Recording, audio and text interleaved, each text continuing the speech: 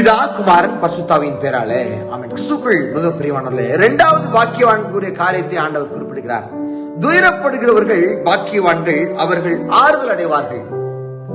நான் பாவத்தை செஞ்சுட்டு நான் கஷ்டப்படுறேன்னா அவங்களுக்கான ஆறுதலை ஆண்டவர் சொல்லவில்லை. மாறாக, நான் நீதியின் பக்கம் நிற்கிறேன், நியாயத்தின் பாதையில நான் சொல்கிறேன், ஆண்டவருடைய பிள்ளையாக நான் நடக்கிறேன், எனக்கு பிரச்சனைகள் வருகிறது, நான் நீதியின் பக்கம் நான் நிற்பதனாலே நான் அலக்களிக்கப்படுகிறேன், நான் கஷ்டப்படுத்தப்படுகிறேன், நான் வேதனையோடு கூட நான் நடத்தப்படுகிறேன் என்று சொல்லி நீங்க கவலைப்பட்டுக் கொண்டிருந்தீங்கன்னா அவர்களை பார்த்து ஆண்டவர் சொல்கிறார், துயரப்படுகிறவர்கள் பாக்கியவான்கள்.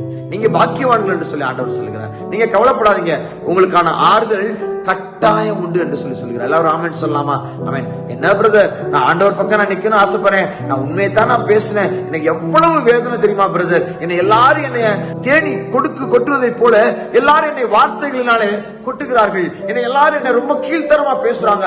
ஆமாமா, இவன் பெரிய யோக்கியனாக்கும், இவன் இப்படிதான் நடப்பானாக்கும், இவன் இப்படிதான் நடப்பாளாக்கும் என்று சொல்லி என்னை எல்லாரும் எள்ளி நகையாடுகிறார்கள் என்று சொல்லி நீங்க யோசிக்கலாம். ஆண்டவர் உங்களுக்கு சொல்கிறார், நீங்க ஆறுதல் அடைவீர்கள், நீங்க தேற்றப்படுவீர்கள் என்று சொல்லி சொல்கிறார். மனம் தளராதீர்கள்.